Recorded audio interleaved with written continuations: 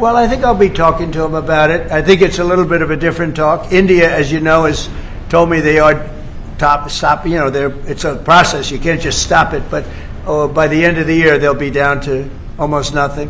That's a big thing. There was almost 40% of the oil. India, they've been great. Spoke to Prime Minister Modi yesterday. They've been absolutely great. कभी दुनिया के ठेकेदार, कभी लोकतंत्र के मसीहा और कभी कच्चे तेल के मॉनिटर बन बैठे हैं डोनाल्ड ट्रंप। हर बार किसी और देश की नीति में अपनी नाक घुसाने की राष्ट्रपति ट्रंप की आदत अब पुरानी हो चुकी है। अपनी राजनीति चमकाने के लिए भारत पर बयानबाजी का खेल ट्रंप के लिए कोई नई बात नहीं रह गई है। दरअसल ट्रंप ने एक बार फिर दावा किया है कि उन्होंने प्रधानमंत्री नरेंद्र मोदी से बात की है और भारत रूस से तेल खरीद बंद करने जा रहा है। लेकिन सच्चाई ये है कि ये बयान महज ट्रंप का राजनीतिक शो ऑफ ही माना जा रहा है, क्योंकि भारत ने ऐसा कोई आश्वासन अब तक नहीं दिया है। बार बार ट्रंप बोलते हैं और फिर खुद अपने ही बयान से पलट जाते हैं। ट्रंप की ये रीति अमेरिका की सत्ता में आने के बाद से लगातार दिखाई दे रही है। हर कुछ हफ्तों में भारत को लेकर ट्रंप ऐसा बयान दे देते हैं जैसे विदेश नीति नहीं, चुनावी भाषण दे रहे हों। ट्रंप के भारत को लेकर इस बयान पर कांग्रेस नेता शशि थरूर ने करारा जवाब दिया है। Look, I don't really think it's appropriate for Mr. Trump to be making announcements about India's decisions. I think India will make announcements about its decisions. We don't tell the world what Mr. Trump will do. I think Mr. Trump should not be telling the world what India will do. Bharat का stand साफ है। भारत दुनिया की राजनीति नहीं, अपने नागरिकों की जरूरत देखता है और शायद यही बात ट्रंप जैसे नेताओं को बार बार परेशान करती है कि भारत अब सिर्फ सुनता ही नहीं, जवाब भी देता है, और वो भी नीति और नतीजा दोनों से। ट्रंप की पॉलिटिकल पिच खुद अमेरिका को आर्थिक मंदी में डुबोती जा रही है। पिछले 22 दिनों से अमेरिकी सरकार बदहाली से जूझ रही है। इसके बाद भी ट्रंप अपना देखने के बजाय भारत पर बयान देते रहते हैं। दुनिया भर से क्रेडिट लेने के लिए ट्रंप फिर सबसे आगे निकलने की कोशिश में है। यूक्रेन में चल रहे युद्ध पर ट्रंप को लगता है कि उनके बयान से भारत रूस के साथ अपनी सालों से चली आ रही साझेदारी को दरकिनार करके ट्रंप के कार्ड का हिस्सा बने। ट्रंप इससे पहले अगस्त महीने में भारत को रूस से व्यापार बंद करने का बयान दे चुके हैं, लेकिन भारत ने ट्रंप के अब तक के सभी बयानों को दरकिनार करके रूस के साथ अपने व्यापार को चालू रखा है। अब आप ट्रंप के इस बयान के पीछे के मकसद को भी जानिए। अमेरिका ने रूस पर दबाव बनाने के लिए भारत पर आर्थिक प्रतिबंध लगाए हैं। ट्रंप कई बार ये दावा कर चुके हैं कि भारत के तेल खरीद से मिलने वाले पैसे से रूस यूक्रेन में जंग को बढ़ावा देता है। ट्रंप प्रशासन ने रूस से तेल लेने पर भारत के खिलाफ पेनाल्टी भी लगाई है। ट्रंप भारत पर अब तक कुल 50% टैरिफ लगा चुके हैं। इसमें 25% रेसिप्रोकल यानी जैसे को तैसा टैरिफ और रूस से तेल खरीदने पर 25% पेनाल्टी है। रेसिप्रोकल टैरिफ 7 अगस्त से और पेनाल्टी 27 अगस्त से शुरू हुई थी।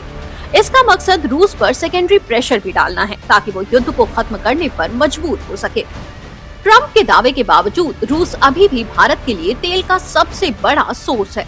कमोडिटी और शिपिंग मार्केट्स ट्रैकर केपलर के आंकड़ों के मुताबिक 2025 के पहले 8 महीनों में आयात में 10% की गिरावट के बाद भी अकेले सितंबर में भारत की आवक शिपमेंट में 34% की हिस्सेदारी रही है। यानी रूस के साथ भारत का तेल व्यापार लगातार मार्केट डायनेमिक्स को पकड़कर होता रहा है।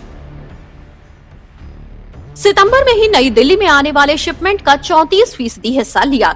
हालांकि 2025 के पहले 8 महीनों में आयात में 10% की गिरावट आई थी। सितंबर में भारत का कच्चे तेल का आयात 45 लाख बैरल प्रतिदिन से ज्यादा रहा। यह अगस्त में हुए आयात से 70,000 बैरल ज्यादा है, लेकिन पिछले साल की समान अवधि की तुलना में इसमें मामूली गिरावट आई है। एजेंसी के आंकड़ों के मुताबिक भारत ने 2025 के अगस्त महीने में रूस से औसतन 1.72 मिलियन बैरल प्रतिदिन कच्चा तेल आयात किया। वहीं सितंबर में ये आंकड़ा थोड़ा घटकर 1.61 मिलियन बीपीडी रह गया। एक्सपर्ट्स के मुताबिक ये कटौती अमेरिकी दबाव और सप्लाई में डाइवर्सिफिकेशन लाने के लिए की गई है। दरअसल ट्रंप की ये रणनीति अब सबको समझ में आने लगी है। रूस यूक्रेन युद्ध के बीच वो भारत पर दबाव बनाकर ये दिखाना चाहते हैं कि अमेरिका अब भी दुनिया का ऊर्जा किंग मेकर है। लेकिन भारत अब वो पुराना भारत नहीं है जो किसी के इशारे पर अपना हित बदल दे। भारत अब अपनी शर्तों पर सौदे करता है और अपने नागरिकों की जरूरत के हिसाब से फैसले लेता है, न कि वॉशिंगटन के मूड के हिसाब से। आंकड़ों के मुताबिक भारत की सरकारी रिफाइनरियों ने जून और सितंबर के बीच रूसी तेल आयात में 45% से ज्यादा की कमी की है। फिर भी ऐसा लगता है कि भारत में कच्चे तेल के आयात पर कोई असर नहीं पड़ा। दरअसल ऐसा इसलिए क्योंकि यह कमी मार्केट डायनामिक्स की वजह से हुई है, न कि ट्रंप की टैरिफ धमकी और यूक्रेन युद्ध के बीच भारत के व्यापार पर यूरोपीय आलोचना की वजह से। अब एक नजर भारत के साथ तेल व्यापार करने वाले देशों के बारे में भी जान लेते हैं। रूस से भारत में 17.8 लाख बैरल ऑयल सप्लाई प्रतिदिन होता है। इराक से 9 लाख बैरल ऑयल सप्लाई प्रतिदिन होती है। सऊदी अरब से 7 लाख बैरल ऑयल सप्लाई प्रतिदिन होती है। अमेरिका से 2.71 लाख बैरल ऑयल सप्लाई प्रतिदिन होती है। दरअसल भारत का रूस से तेल आयात वैश्विक तेल कीमतों को स्थिर रखने में मदद करता है। यदि भारत रूस से तेल खरीदना बंद कर देता है तो ग्लोबल सप्लाई कम हो सकती है, जिससे कीमतें बढ़ सकती हैं। जो ट्रंप अपनी राजनीति चमकाने के लिए भारत के कंधे पर बंदूक रखकर चला रहे हैं, वो खुद भारत को सबसे महंगा तेल बेचते हैं। इसलिए भारत को रूस से तेल खरीदने के कई फायदे हैं। रूस अभी भी भारत को दूसरे देशों की तुलना में सस्ता तेल दे रहा है और ट्रंप जैसे नेताओं को ये बात हजम नहीं होती है। इस बीच रिपोर्ट में ऐसा भी दावा किया जा रहा है कि भारत और अमेरिका के बीच ट्रेड को लेकर लंबे समय से चल रही बातचीत भी पूरी हो सकती है।